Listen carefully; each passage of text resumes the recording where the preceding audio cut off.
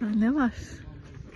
Hadi artık peri bacalarına girelim. Giriyoruz, girdik işte. Gel, gireceğiz şimdi, içlerine gireceğiz. Birazcık çabuk olur.